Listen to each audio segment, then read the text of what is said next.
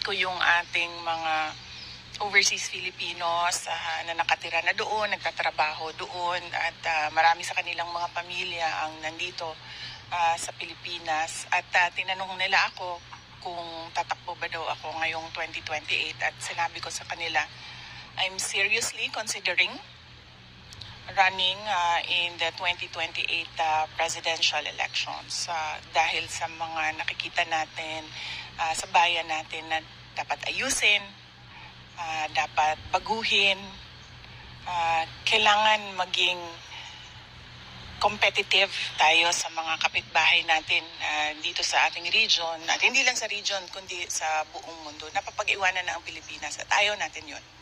Sa 2025 elections, pinag-iisipan ko pa kung ano yung participation ko.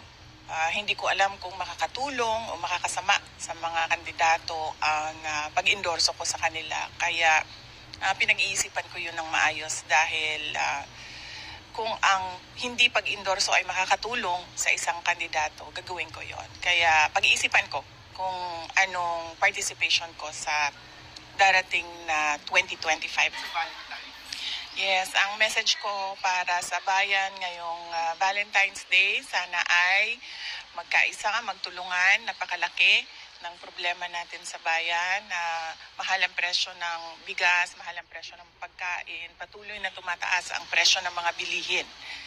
Yun ang una nating tutukan dahil yun din ang unang pangangailangan ng ating mga kababayan. Kaya magkaisa, magmahalan.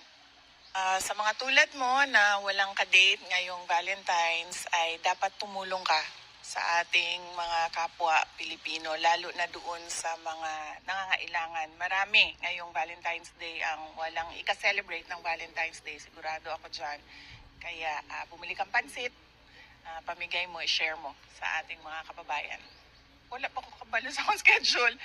Hindi ko pa alam ang schedule ko sa Valentine's. Pero kung meron man akong ka-date, ang pamilya ko yun.